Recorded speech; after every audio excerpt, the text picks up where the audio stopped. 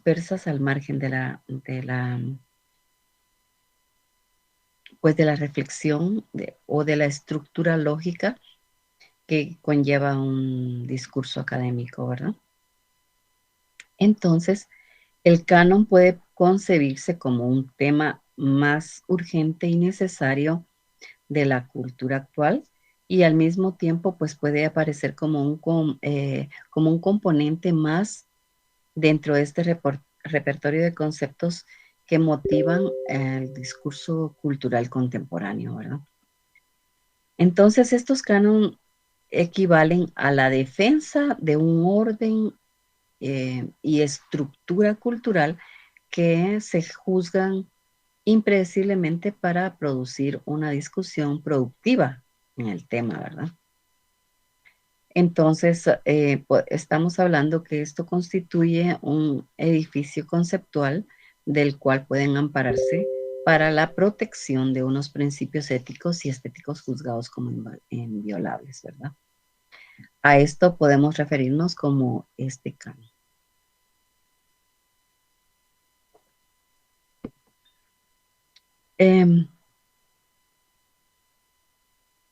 Hemos hablado de que estos cánones pueden preservar y mantener un modelo normativo de civilización y cultura. A esto se puede ajustar algunas, a un modelo que garantice la organización lógica y la clasificación de algunas corrientes de hechos culturales y pues a la contraria pues pueden oponerse al canon eh, que ha propiciado esta legitimización y pues pueden surgir las críticas culturales, ¿verdad? De objetos o de textos que no hubieran podido alcanzar esta dignidad que promueve el canon, ¿verdad?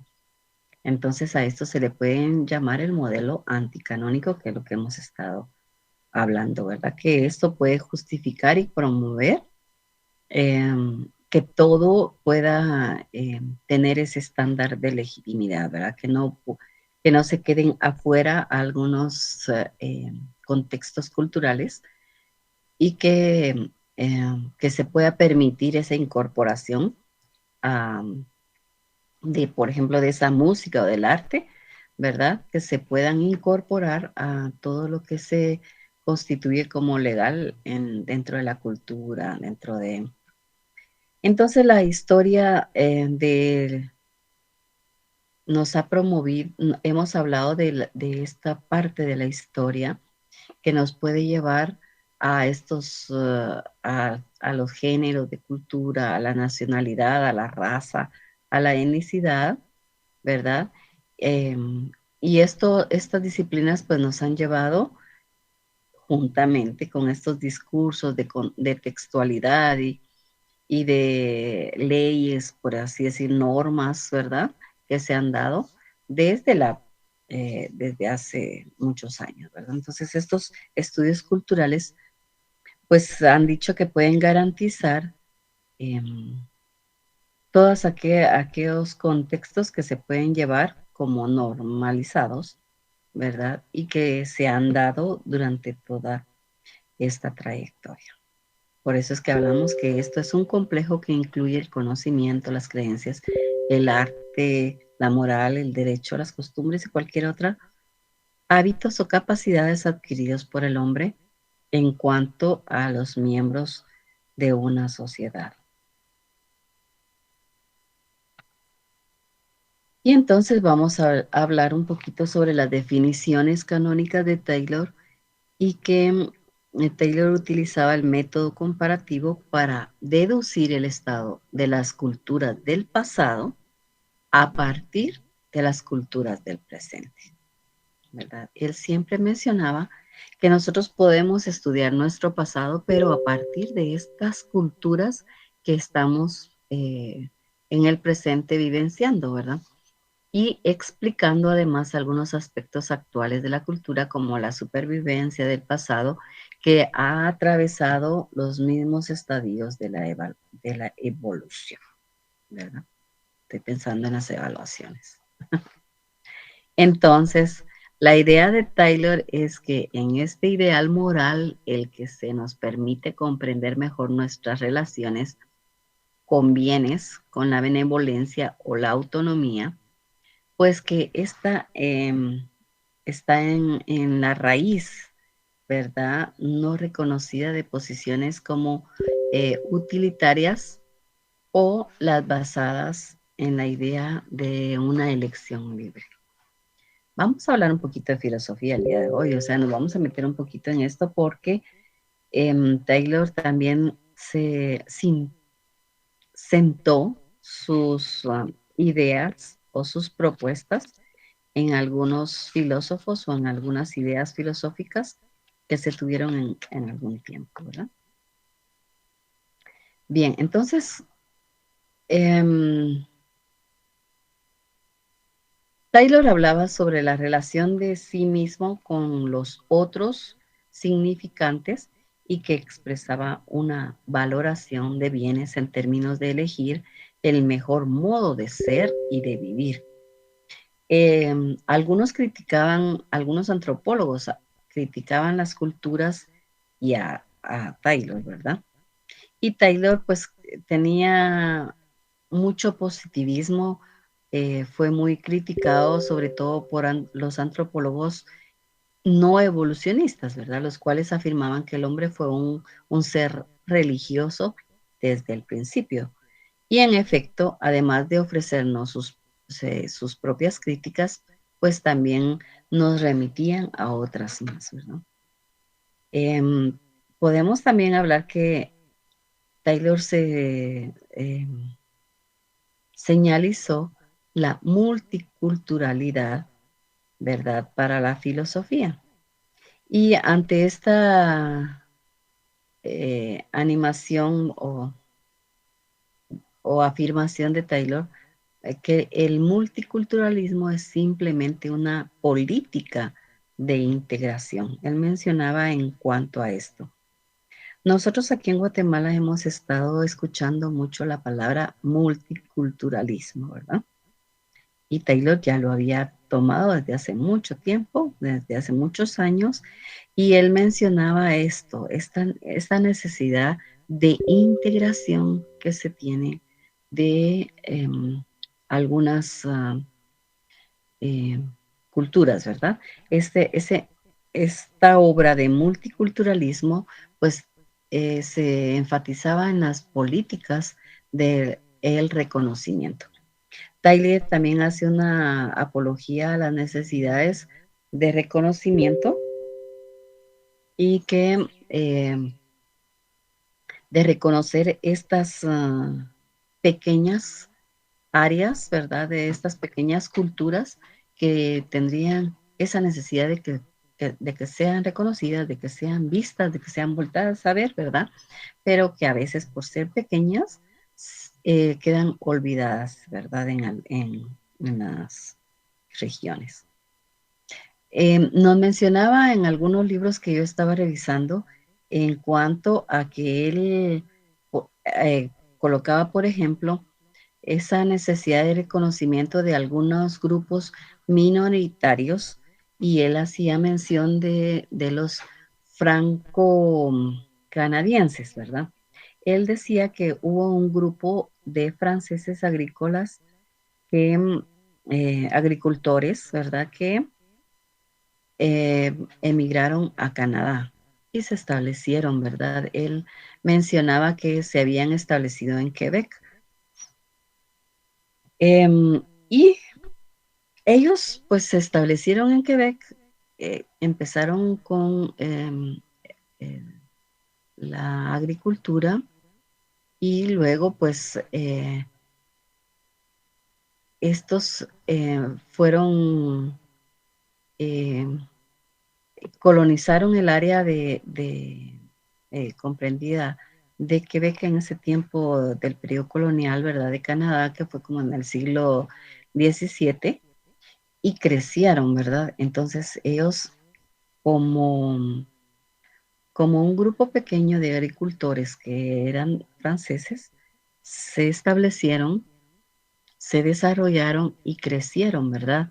De tal manera que ellos eran los que estaban como em, movilizando todo Quebec, ¿verdad? Entonces, ellos decía, Taylor decía que era importantísimo que la multiculturalidad debería de ser una política del Estado, esa política de integración, esa política de reconocimiento a estos pueblos pequeños y que han estado trabajando para bien de una nación, ¿verdad? Esto fue una postura que se trabajó y que Taylor trabajó en su tiempo, ¿verdad? Pero también él estaba como, por ejemplo, hablemos de Descartes, ¿verdad? Que Descartes estaba convencido de que el cuerpo, los sentidos y el mundo en su totalidad no existen. Esto lo hablaba, ¿verdad? Que necesariamente yo debo de existir para que así eh, pueda yo convencerme a mí mismo de que yo existo, ¿verdad? Entonces él decía que había una línea en donde argumentaba que yo debo de, por ejemplo, si existe el mal, este me tiene que convencer a mí, me tiene que sí, me tiene que convencer de tal manera que cuando él me convenza de que estas cosas malas se tienen que hacer y yo las asumo, entonces quiere decir que entonces yo estoy existiendo porque estoy asumiendo algo que alguien me está proponiendo. Y el mal está existiendo porque en verdad me ha convencido a mí de que existe o de que yo puedo realizar ese mal, ¿verdad? Entonces, esta era una propuesta de Descartes que mencionaba sobre la existencia. Si realmente lo demás existe, entonces yo existo, ¿verdad? Era algo que le proponía, ¿verdad? Entonces, eh, estos argumentos cartesianos se podían, si nosotros hablamos en ese tiempo se hablaba sobre todo lo cartesiano. Y entonces ellos hablaban y proponían una especie de traducción a estos argumentos cartesianos y que lo podíamos aplicar a nuestra vida. ¿Por qué voy a hablar yo de estos argumentos cartesianos? Porque me llamaba la atención en algunas posturas y porque no solo a mí, sino que a Taylor le llamaron la atención y sobre eso basó algunas de sus teorías.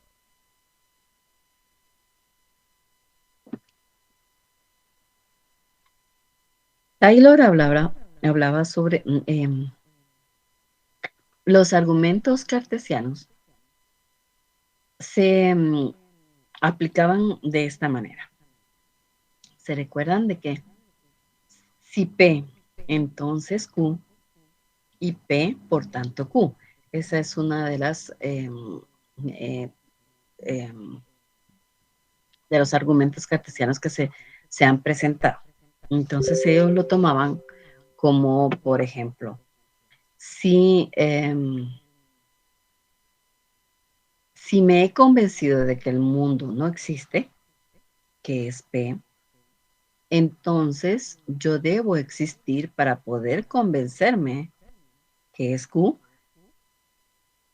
y me he convencido de que el mundo no existe, que es P, ¿verdad? Por tanto, yo existo, que es Q.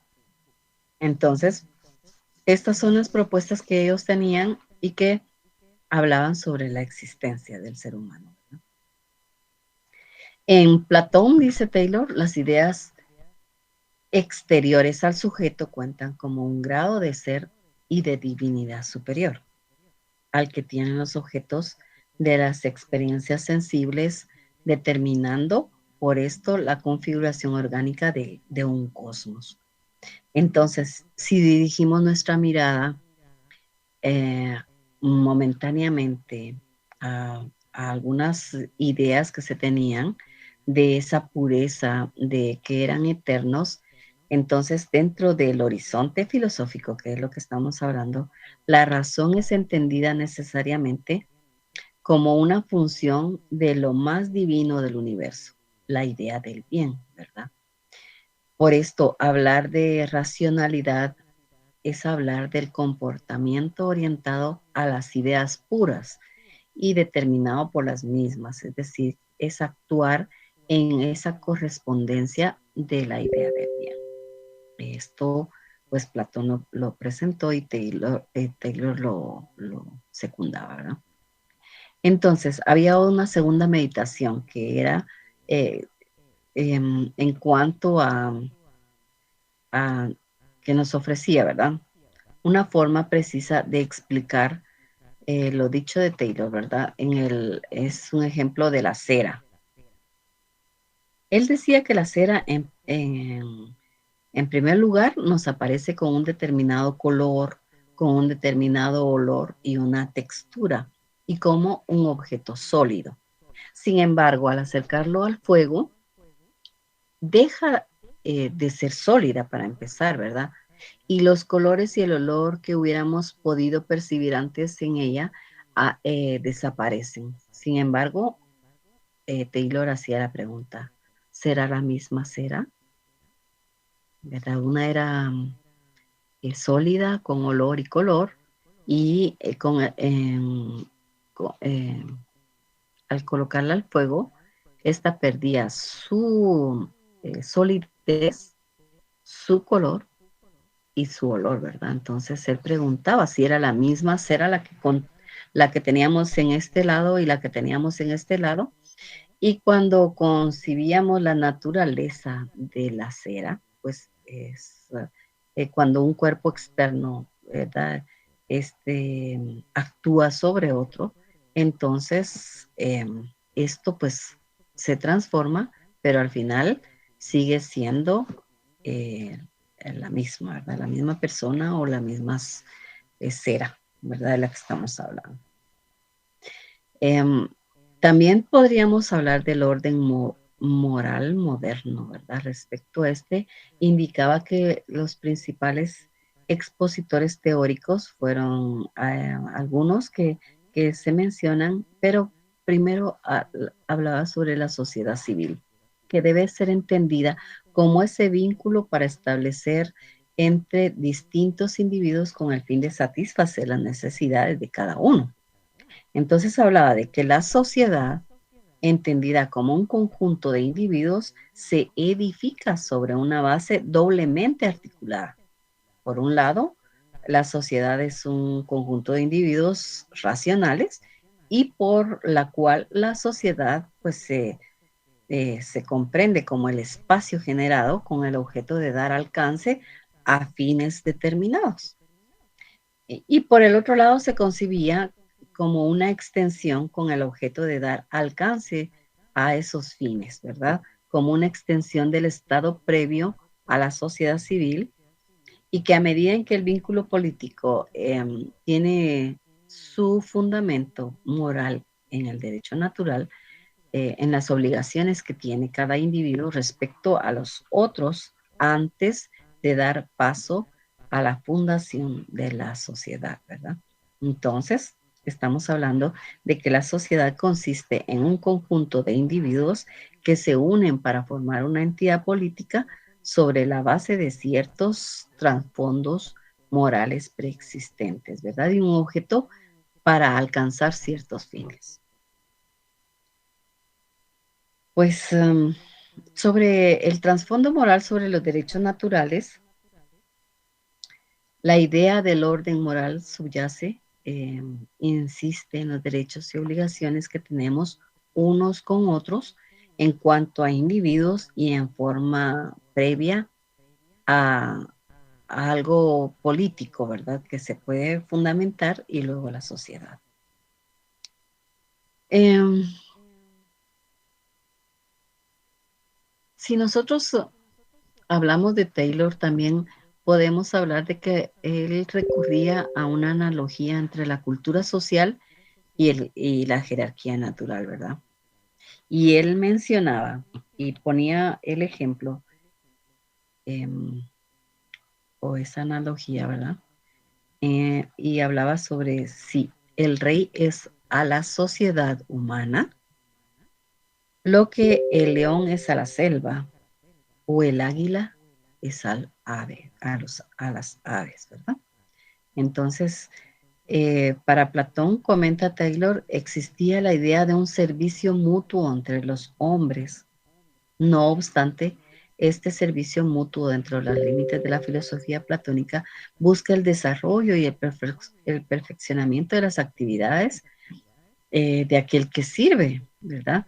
Si el carpintero, por ejemplo, sirve al resto de la comunidad, lo que presenta a fin de cuentas es que el carpintero sea virtuoso en tanto a la perfección del arte, ¿verdad? Que él está desarrollando como en la carpintería. A diferencia del mundo moderno que deja fuera de juego a la idea de la virtud, ¿verdad? En la medida en que se coloca a la base de la relación entre individuos y la organización social tiene un único fundamento, es que es paradigmático, ¿verdad? Que pueda llegar a ser dicha organización y que pues se habla sobre, o se pretende, ¿verdad? Lo que se pretende es no alcanzar la virtud, sino por una parte salvaguardar mi propiedad y asegurar nuestra integridad física y por otra parte lograr alcanzar un estado de bienestar material elevado a través del intercambio que se hace económicamente, ¿verdad? Entonces, estamos viendo esa diferencia entre tener una virtud y darme a la sociedad y tener o pretender, no tener esa virtud, pero salvaguardar mi propiedad y, y poder tener yo algo que intercambiar con las otras personas como es lo económico, ¿verdad? Que esto estamos viviendo ahorita en la modernidad, ¿verdad? En el primer servicio que nosotros vemos es el garantizar la seguridad colectiva, ¿verdad? Y proteger nuestras vidas y nuestras propiedades a través de las leyes, pero también nos servimos, ¿verdad? Nos servimos unos a otros mediante la práctica del intercambio económico. Estos dos grandes valores que estamos hablando sobre la seguridad y sobre la prosperidad, pues pasan a ser fines principales de una sociedad organizada y que a partir de ahora, pues como tenemos un intercambio que es a beneficio, ¿verdad?, entre sus miembros.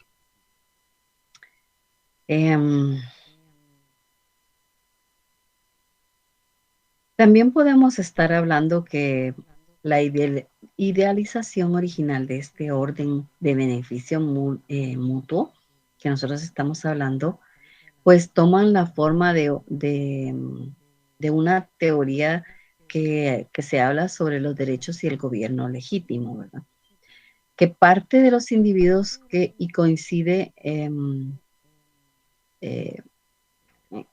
que concibe, digamos, la sociedad como algo creado en beneficio de estos, ¿verdad? Si hablamos, este individuo supone un rechazo a esa idea previa que era dominante como de la jerarquía, ¿verdad? Y que según el ser humano solo puede ser propiamente un agente moral en la medida en que está integrado en un conjunto social más amplio, ¿verdad?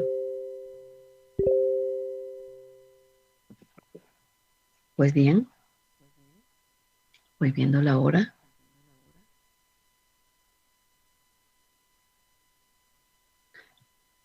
Ajá.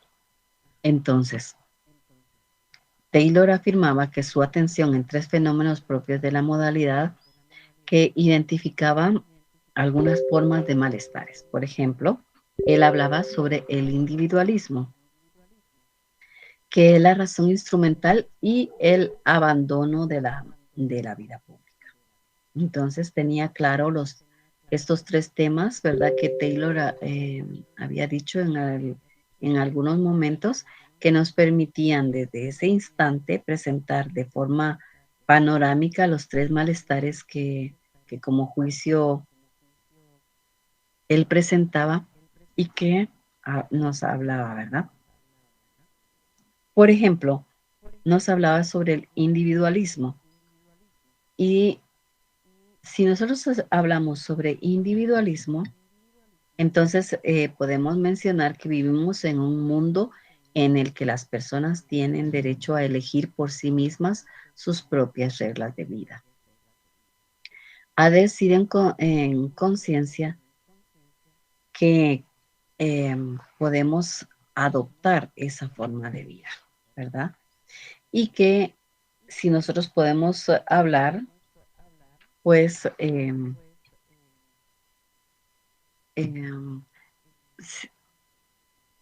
sus vidas se complementan, ¿verdad? De alguna forma con sus antepasados y pues no se tiene ese control, ¿verdad? Y si hablamos de los derechos que estos tienen en general y que son definidos por nuestros sistemas legales, pues nosotros hablamos de que ya no se sacrifican por principios a las personas en las áreas de exigencias, de órdenes supuestamente sagradas que les trascienden a ellos, ¿verdad? Entonces, por eso ellos se toman esta parte como una parte individual y que no es colectiva, ¿verdad? Que cada quien, pues, se define como sí mismo, ¿verdad? Y entonces vamos a hablar un poco sobre la existencia de la supervivencia. Y dentro de esto podemos hablar de que la creencia en la existencia de la supervivencia está relacionada al evolucionismo unilineal, que es decir, con la creencia en que todas las sociedades del presente han atravesado los mismos estadios de las evoluciones. Si hablamos de supervivencia, pues hablamos de que es la acción y el efecto de sobrevivir, ¿verdad? En términos, podríamos decir que hace referencia a vivir después de un determinado suceso, vivir tras la muerte de otra persona o vivir en condiciones adversas y sin medios, ¿verdad? A esto podemos hablar sobre la supervivencia. Hemos tocado un tema que es un poco, vamos a actualizar un poquito este tema y nos podemos dar cuenta, por ejemplo, si yo sé que ustedes son muy jóvenes, ¿verdad? Voy a poner el ejemplo del terremoto. En aquel entonces, creo que muchos de ustedes no lo vivieron, pero después de ese suceso que pasó, muchas personas tuvieron que seguir viviendo después del terremoto, seguir viviendo, aunque hayan muerto muchas personas que quizás fueron familiares o vecinos o a su alrededor, que habían perdido su casa o el resguardo, ¿verdad? Y que tuvieron que vivir en condiciones adversas y sin medios, porque no había mucho económico, no había eh, muchos productos porque no se podían llevar de un lugar a otro y entonces no había energía eléctrica, en algunos lugares no había agua y todas estas condiciones, aunque eran adversas para la población, se tuvo que sobrevivir a esto y poder enfrentarlo, ¿verdad?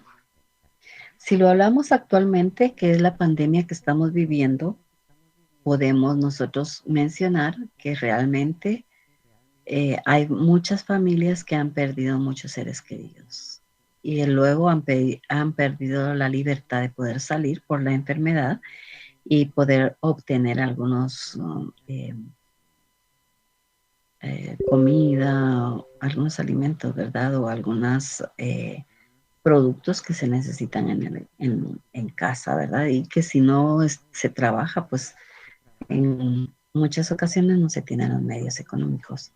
Entonces, a esto también nos referimos sobre esto de la supervivencia, ¿verdad? A, eh, a hacer referencia que se tiene que vivir después de un determinado suceso, vivir tras la muerte de algunas personas o vivir en condiciones adversas y sin medios, ¿verdad? Entonces, si hablamos sobre la supervivencia, es la acción y el efecto de sobrevivir y se utiliza sobre todo para vivir improvisando, pero es permitido la supervivencia de los escaladores, por ejemplo, durante aquella noche que no tenían resguardo, que no tenían un espacio donde cubrirse del frío y o que no encuentran algo para comer, ¿verdad? También podríamos hablar sobre eso. También, si hablamos de supervivencia, podemos hablar sobre algunos elementos que se necesitan dentro de la supervivencia, ¿verdad?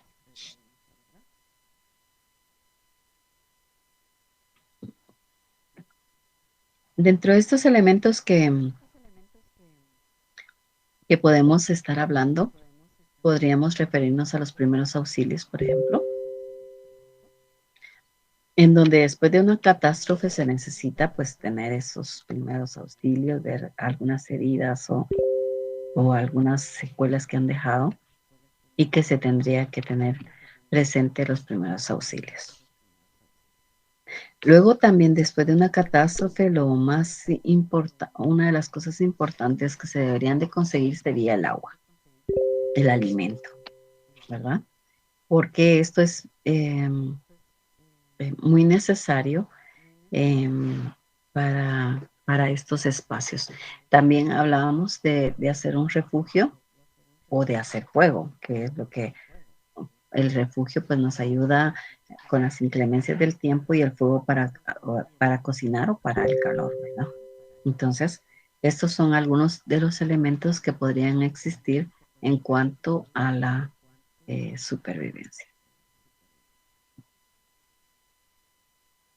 En algunas situaciones de supervivencia puede ser cualquier momento donde carezcamos de algunas cosas básicas, ¿verdad? Debido a algún accidente, alguna catástrofe, a pandemia, ¿verdad? O simplemente porque no hemos podido llegar a algún lugar, nos hemos perdido en la montaña, ¿verdad? O en la selva o en cualquier medio natural, ¿verdad?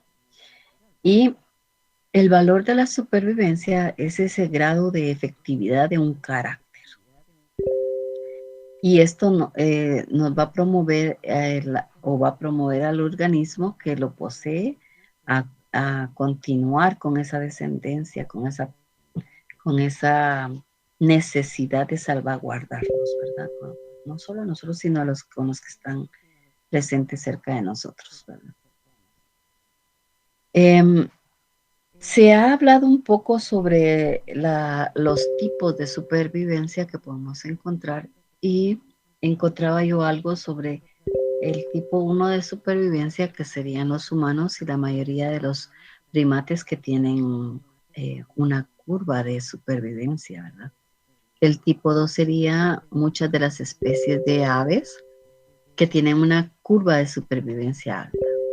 Y el número 3 serían los árboles, los invertebrados marinos y la mayoría de los peces que tienen una curva de supervivencia alta. Entonces, estos serían los tres tipos de supervivencia que se pueden mencionar a través de, del tiempo, ¿verdad? Y entonces, Si nosotros hablamos sobre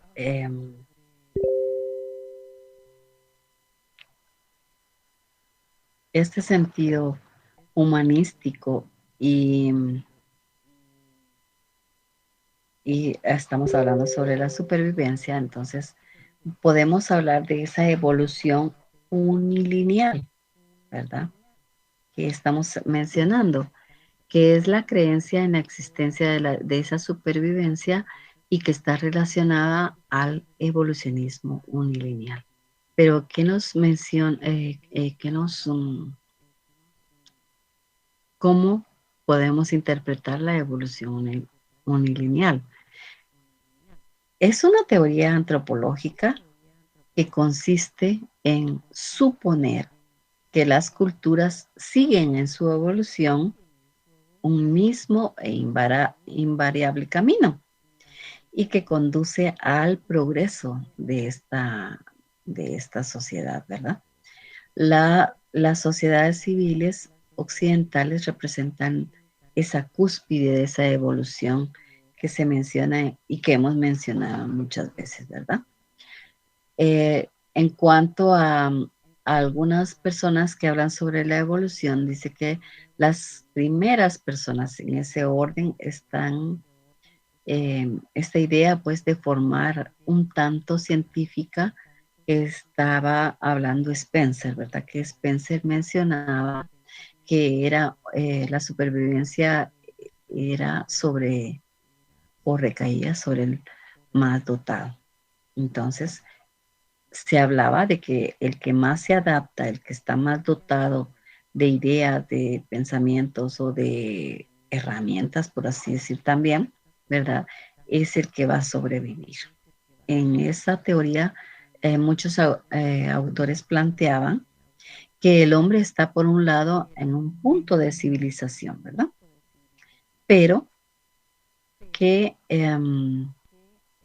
si nosotros vemos el pasado, con el presente, ¿verdad? Siempre vamos a encontrar que las personas que se adaptan, las personas que están más dotadas, son las que van a sobrevivir, ¿verdad? Son las que van a pasar todos este caos, ¿verdad? Estas catástrofes que hemos estado mencionando y que estas son las que van a empujarnos para sobrevivir, ¿verdad?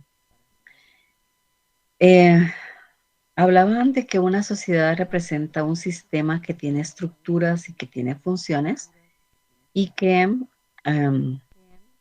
cada una está estructurada de tal manera que se cumplen, todas sus partes cumplen una función, ¿verdad?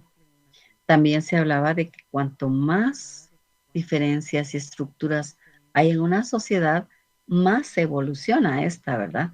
Y más especializada va a estar. Entonces, estas eran dos posturas que se veían en la antigüedad y que hasta el momento, pues, algunos toman estas opciones, ¿verdad? Entonces, si hablamos de la supervivencia humana en el planeta, podemos hablar a mediano o a largo plazo, ¿verdad? Que estas están condicionadas por la manera en que todos los países y gobiernos pues resuelven los problemas, ¿verdad? Al que hay científicos de renombre internacional que hablan que es lo más urgente y que dentro de lo más urgente que existe sería el cambio climático, ¿verdad? Han recalcado esto a lo largo de estas ponencias que los diversos efectos del cambio climático son de una índole ambiental y también social y económica, ¿verdad? Y que en algunos casos es irreversible y en algunos casos pues no, no hay tantas evidencias como de amenazas, pero que se supone que sí van a afectar a las sociedades en pleno o al mundo entero, ¿verdad?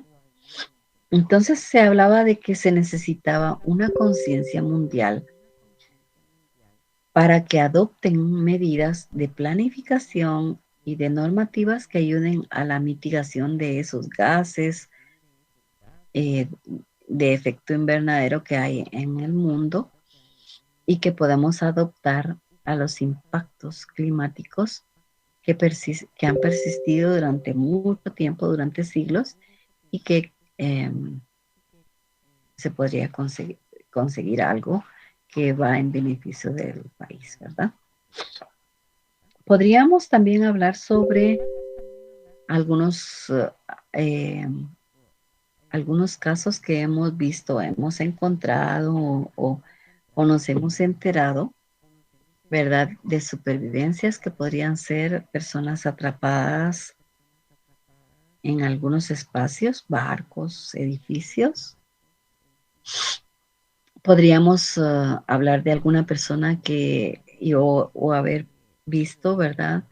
Alguna persona que con una broca de 45 centímetros de pulgadas, ¿verdad? Atravesaron la cabeza de alguien. Podemos habernos enterado de que alguien fue succionado de la cabina de un avión. Podemos habernos enterado de que eh, algunos atravesaron por una aceleración de partículas. También podríamos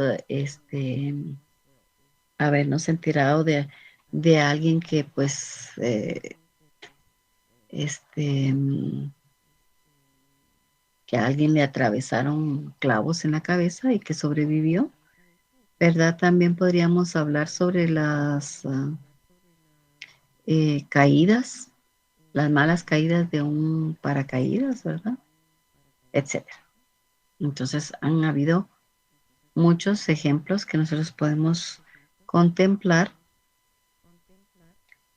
sobre la existencia, ¿verdad? De la supervivencia. Entonces,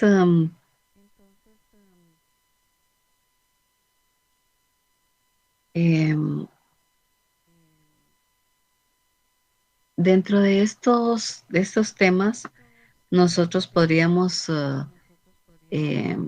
referirnos a algunos temas que están pues rondando por nuestra cabeza.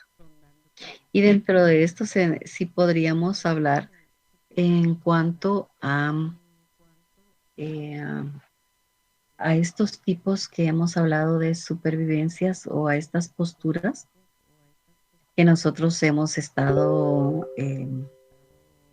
desarrollando ahorita, estas posturas de supervivencia y que a través de la historia pues se han notado, ¿verdad?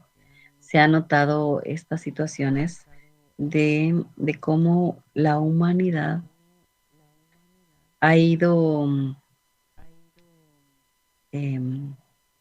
¿qué? Sobrellevando o que ha ido trabajando, ¿verdad? En cuanto a esta supervivencia.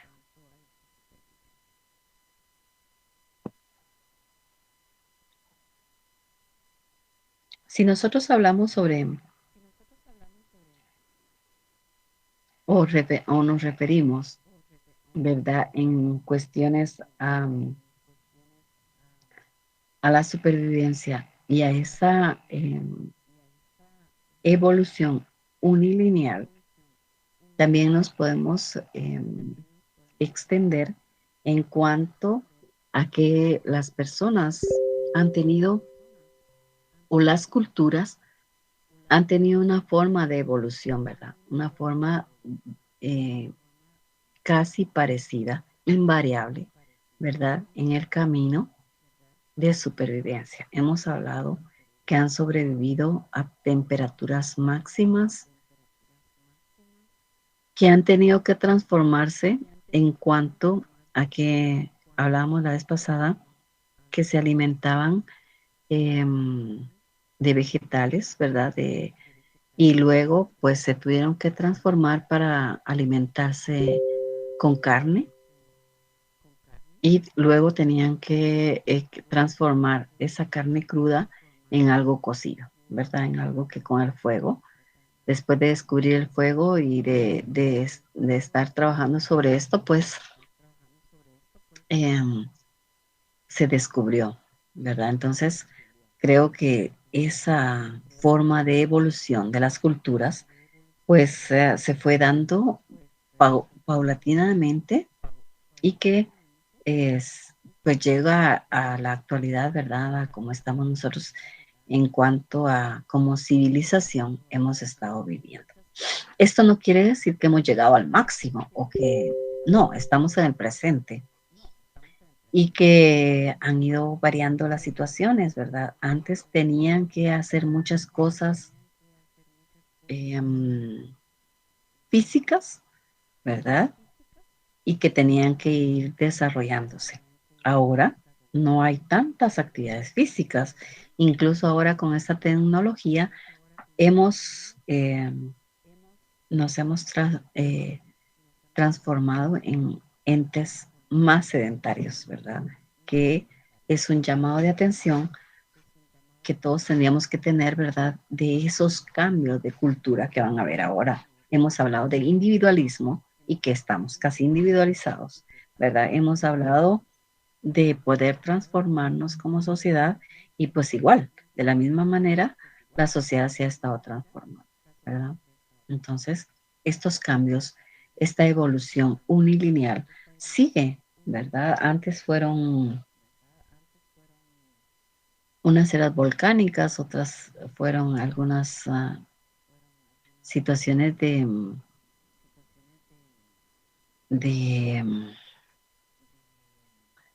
eh, temperaturas, de climas, y ahora pues pueden ser pestes, ¿verdad?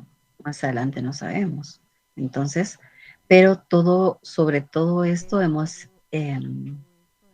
ido evolucionando y hemos ido superviviendo a todas estas eh, situaciones, a todas estas catástrofes que han pasado y que como sociedad o cultura pues nos han ido eh, transformando, ¿verdad?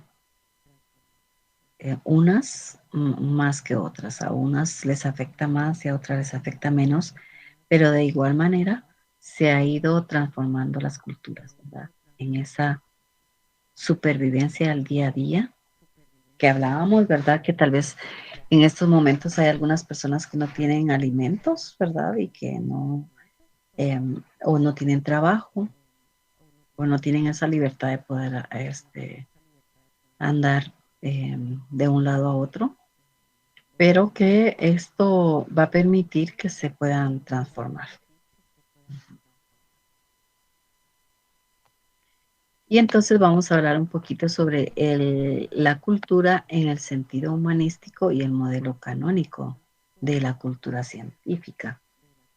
Entonces ya entramos al significado de la cultura, que está relacionado con ese ideal de perfeccionamiento y de logro del ser humano, lo cual es expresión de los gustos y preferencias de la clase o las clases dominantes. Entonces vamos a empezar un poquito a hablar sobre las clases dominantes. Empecemos a hablar como de esa cultura científica. Si nosotros hablamos de una cultura científica, podemos hablar como una dimensión de la sociedad que puede tener, que puede también ser extendida en los mismos términos sociales más que sectoriales y referirse, por lo tanto, al conjunto de miembros de la sociedad, su manera de aprender, de comprender, de apropiarse, de interpretar las actividades y de producción de las ciencias, ¿verdad?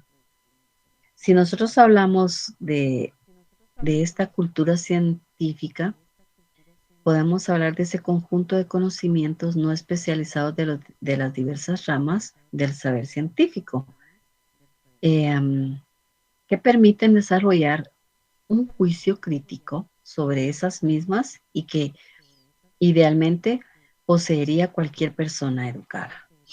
si hablamos desde este punto, que es cultura científica. Ahora, si hablamos desde otro punto de cultura científica, pues podemos hablar de que requiere contar con información, pero también con una preparación y habilidad que le permitan situar el conocimiento en esencia y en sentido. Este sería otro tipo de cultura científica, ¿verdad?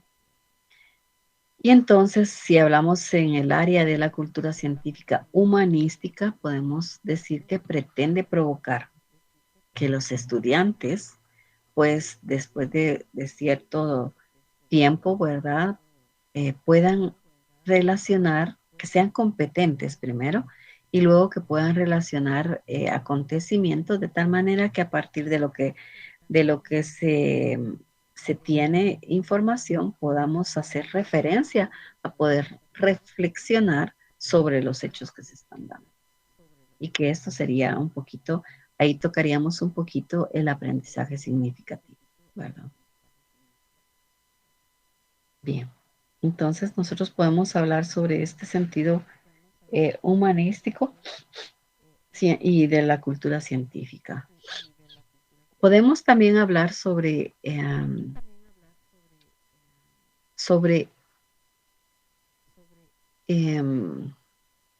tener como objetivo las bases de estos conocimientos científicos y poder desarrollar esos grandes bloques que, que generan, ¿verdad? Conocimientos y que a través de ese conocimiento, pues, vamos a extendernos al universo, ¿verdad? A todo eso que es observable, a esos avances tecnológicos, a ese impacto ambiental que se va a tener o esa calidad de vida que se va a tener, que se puede tener, ¿verdad?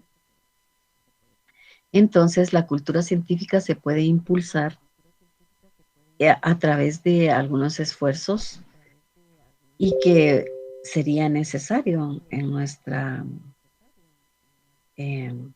generación, sería necesario que se pudiera impulsar esta cultura científica que nosotros podemos tener, ¿verdad? Poder hacer esos esfuerzos de esa comunicación pública, poder, que pueden ser como esos espacios, como los museos, esos planetarios, esas conferencias, obras de teatro, esos eh, productos periodísticos que se pueden establecer que van en beneficio de una sociedad y que te pueden eh, eh, llenar de conocimientos y de información que sea necesaria, ¿verdad? Entonces, nosotros como sociedad deberíamos de impulsar esta cultura científica, ¿verdad? Como sociedad deberíamos eh, pues de promover exhibiciones, visitas acompañadas, conferencias, talleres, teatro, cine, danza. Hay muchas expresiones en las cuales nos vinculan con la ciencia y con las artes. Esto se va transformando en motores de una difusión de esa cultura que es científica, ¿verdad? Y también podríamos mencionar eh, un poco sobre ese paradigma eh, que se puede establecer al sentido humanístico. Y esa cultura es la gran ayuda para las dificultades presentes, ¿verdad? En la búsqueda de nuestro total perfeccionamiento mediante el conocimiento de todos los asuntos que más nos conciernen, lo mejor que ha sido pensado y ha sido dicho en el mundo, pues es la cultura, ¿verdad?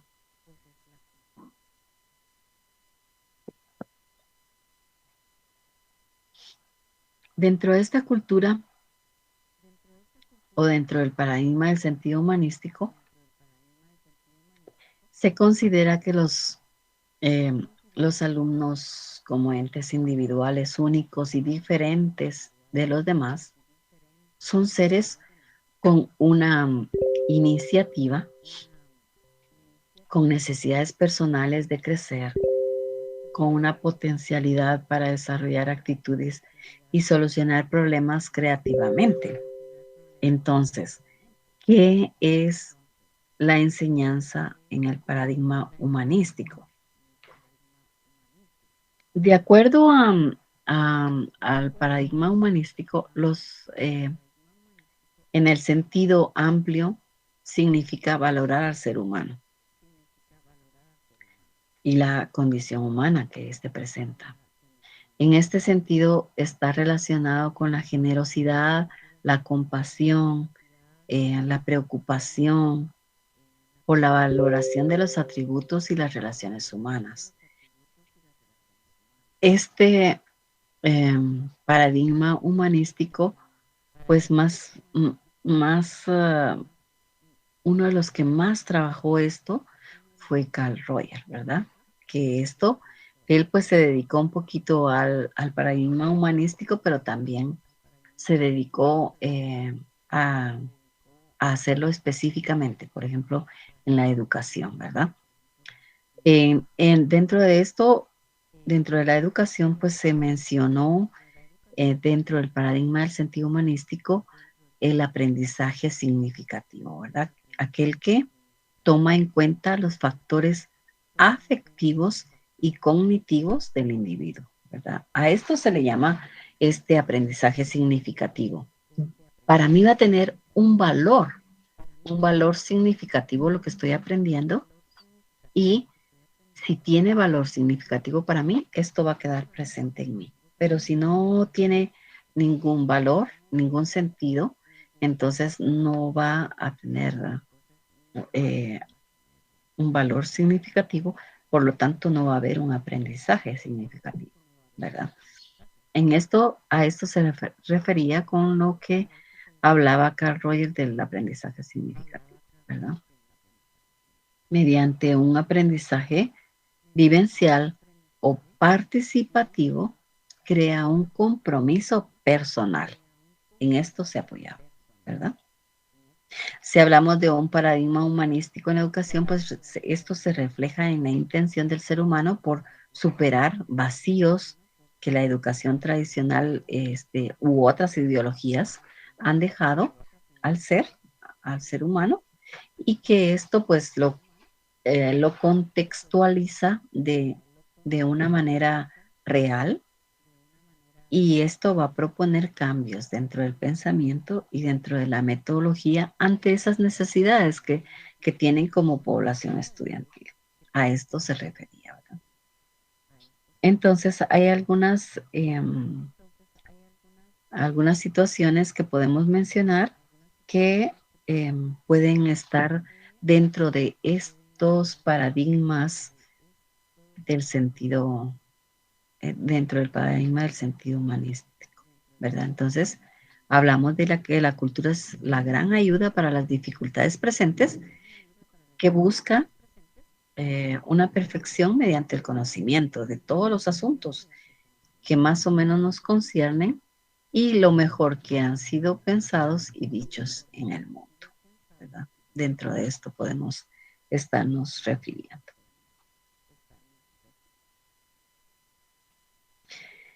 Y entonces entramos a los estadios. Y al hablar de los estadios de cultura, pues estamos hablando o podemos referirnos a una escala evolutiva. Todos los grupos humanos han pasado o pasarán de forma unidireccional por estadios. Los 3 estadios de una cultura por los que pasan todas las comunidades humanas, y que son el salvajismo, la barbarie y la civilización.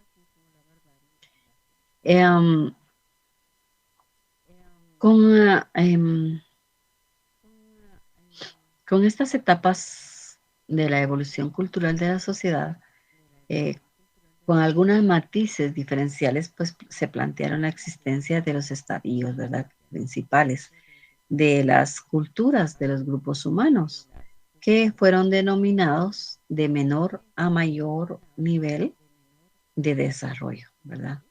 Dentro de estos, pues hablamos sobre estos tres que están presentes ahorita y que la cultura humana, vale mencionar que ha ido evolucionando, no solo en el sentido de un aumento en el tiempo de la complejidad de las sociedades humanas, sino también especialmente en el sentido darwiniano, de que algunos elementos culturales se propagan con mayor facilidad que otros, de una manera que la cultura cambia de una manera determinada a otra, ¿verdad? Entonces, vamos a hacer referencia a que las generaciones y las culturas han ido evolucionando con el tiempo, aunque a ritmos diferentes. No ha sido el mismo ritmo constante, sino que a ritmos diferentes. Y en general, las culturas evolucionan lentamente debido a esos cambios ambientales, a esos avances tecnológicos, a la economía, a las interacciones, ¿verdad? Que posteriormente el concepto se enriquece por tres fases sucesivas, que por ejemplo sería la fase concreta, en la que la cultura es definida como el conjunto de las costumbres y modos de vida, como lo hemos venido diciendo, la fase abstracta, que es la que define la cultura como esos modelos de comportamiento, y la fase simbólica que pues eh, surgen a través de las obras que se han ido evolucionando, ¿verdad? Entonces, sobre esto, pues podemos ir hablando sobre esa evolución que se ha ido desarrollando del ser humano y que al desarrollar la cultura, pues han contribuido a nuestras habilidades cognitivas, eh, a la capacidad de fabricar cosas y usar algunas herramientas. También hemos podido hablar sobre razonar y generar pensamientos simbólicos, de innovar, por ejemplo, ¿verdad? Todas aquellas, todo esto que se nos presenta como sociedad, ¿verdad? Eh, que podemos estar hablando, ¿verdad? Entonces, podemos hablar sobre el salvajismo, que son sociedades que subsisten a través de la recolección de alimentos y de la caza. En esto es basado este término que se utiliza, ¿verdad? Como el salvajismo, ¿verdad? Y que estamos hablando que son las que subsisten a través de una recolección de alimentos y de cacería, ¿verdad? En esto podemos hablar. Y pues son esos comportamientos que no demuestran ningún tipo de civilización, que según la antropología, la humanidad ha pasado por este proceso de salvajismo, ¿verdad? Y también podemos hablar sobre la barbarie que se produce, la adaptación de la agricultura, la alfarería y la metalurgia, ¿verdad? Entonces, si hablamos de la barbarie, se deriva de la palabra bárbaros, y estos eran considerados extranjeros de una comunidad primitiva, ¿verdad? Estos pues, se asocian al salvajismo también, pero que pueden llegar a desarrollar una civilización. Y si hablamos del periodo de salvajismo, pues está dividido en etapas: estado inferior del salvajismo, estado medio del salvajismo y el estado superior del salvajismo, ¿verdad? Y entonces, si nosotros pudiéramos hacer una diferencia entre salvajismo y civilización, podríamos decir que no hay reglas, ¿verdad? Que dentro del salvajismo, pues, se implora la ley del más fuerte. Y no existen las instituciones, ¿verdad? Sino que el más fuerte es el que sobrevive, como hemos estado hablando, de la sobrevivencia. En cambio, en la civilización, pues sí existen reglas, instituciones y hay civilización. Existe el Estado de Derecho, ¿verdad? Hay respeto. Sí podemos ver esas diferencias. Ahora, si hablamos de la barbarie, pues entonces podemos decir que es ese periodo que aparece la ganadería, la agricultura y que se aprende a incrementar la producción de la naturaleza por medio de un género que eran los humanos, ¿verdad? La barbarie es un periodo que aparece y que se aprende, ¿verdad? En cuanto a este tipo de civilización, de camino hacia la civilización, ¿verdad? Pero es el estado en el que incrementan la naturaleza, ¿verdad? A través de la siembra y cosecha y la ganadería, ¿verdad? Que no podemos dejarla atrás. Entonces, el recorrido que ha tenido dentro de la antropología, de los criterios de antropología, pues se han dicho que está el salvajismo, que fue más o menos por el Paleolítico, desde 500.000 a 10.000 años, que la barbarie fue en el Neolítico, que es desde los 10.000 años a 5.000 años, y luego que llegamos a la civilización, que es la edad de cobre o de bronce, ¿verdad? Que va desde los 5.000 años. Entonces, ¿cómo podemos definir esa civilización? Y pues los diccionarios nos dicen que la civilización es el conjunto de costumbres, saberes y artes propios de una sociedad humana, ¿verdad? Que la civilización es a menudo un término en el que podemos hablar que particulares y que describen esa proximidad de las personas, ¿verdad? Que eso va a construir una cultura, va a generar accionares que van a ser propios de ese grupo de personas, ¿verdad? Y que esto va a ayudar a gestionar, a alcanzar algunos objetivos concretos, ¿verdad? Hemos hablado en otras clases sobre el, los inicios de las primeras civilizaciones que muchas veces se extienden a los fenicios o a los hebreos y que hablan de que las primeras civilizaciones históricas surgen en torno a unas cuencas de los ríos, ¿verdad?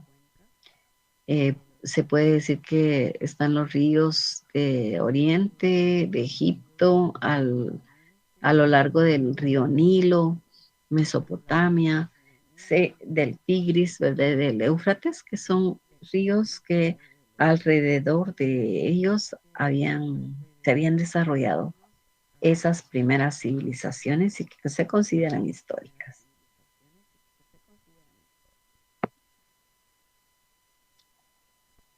También podríamos hablar sobre estas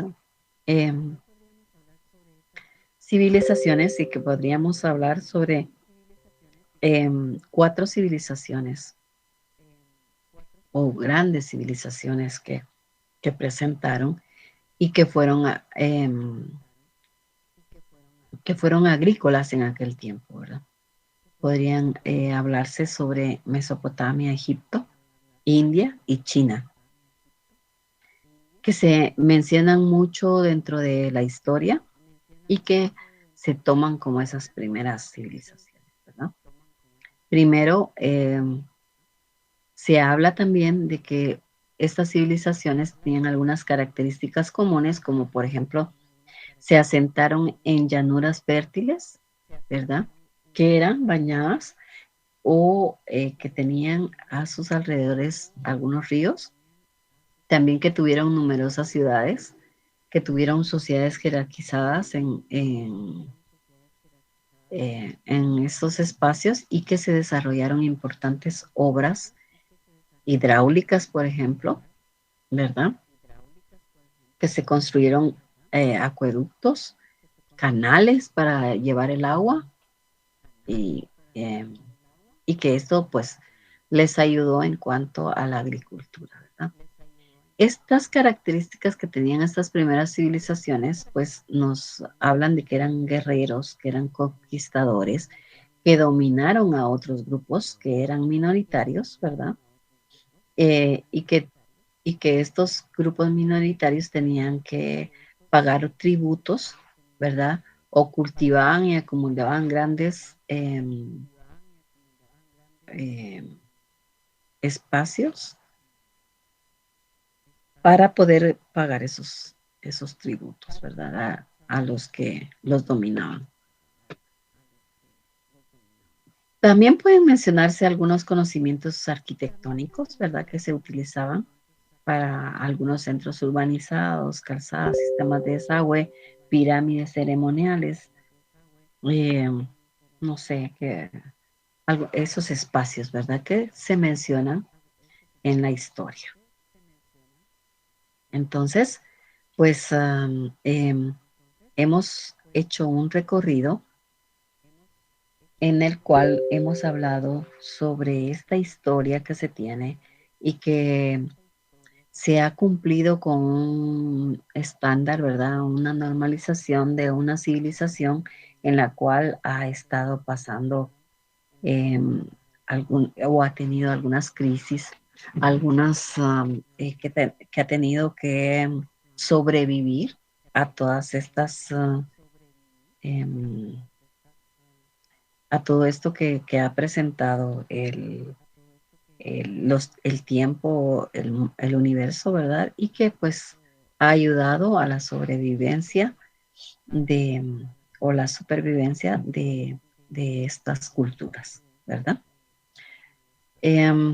Podríamos mencionar que dentro de esta línea de tiempo que nosotros hemos desarrollado este día, ¿verdad? Y que hemos estado hablando del tema de cómo la humanidad ha estado transitando de generación a generación, pues nos hemos dado cuenta que también ha habido una transformación que se ha dado y que lo ha logrado, ¿verdad? Que ha logrado la humanidad salvaguardarse de todas estas inclemencias que, que se ha tenido, ya sea del tiempo o de los espacios, y que pues ha surgido, ¿verdad? Hemos hablado de que dentro de esta línea del tiempo, pues una de las cosas como el salvajismo, pues ayudó a sobrevivir en ese espacio, ¿verdad? En cuanto a la caza, a la cacería y en cuanto a buscar el alimento, el refugio. Luego se habla sobre la barbarie, pues ya se agregó la agricultura, la alfarería, ya se dedicaron a hacer algunas herramientas y que esto fue en beneficio de estas pequeñas culturas o grupos, ¿verdad? Y luego, pues todo esto se fue eh, uniendo y esto pues dio al final como parte de una civilización que ya está establecida. Eh, pues nos sobró un poquito de tiempo, pero creo que ya hemos tratado lo que es específico del curso, que les voy a dejar las siguientes preguntas. ¿Cuál es la primera etapa de los estadios donde las sociedades subsisten a través de la recolección de alimentos, la caza y la pesca? ¿Cuál es la etapa o estado de la escala evolutiva en la que se produce la adopción de la agricultura, la alfarería y la metalurgia? ¿Y cómo se denomina el método utilizado por Taylor para deducir el estado del pasado a partir de las culturas del presente? ¿Y con qué está relacionada el ideal perfeccionamiento y logro del ser humano? Y luego la quinta podríamos mencionar que cómo se le denomina a la creencia en que todas las sociedades del presente han atravesado los mismos estadios de la evolución. pues para mí ha sido un gusto estar con ustedes compartiendo esta mañana y saber que ustedes han estado pendientes de la clase y que hemos estado pues aportando un poco sobre estos temas. Mi nombre es Gloria Aguilar y les deseo un feliz fin de semana y poder vernos en una próxima clase. Feliz fin de semana, cuídense y nos seguimos viendo en una nueva oportunidad.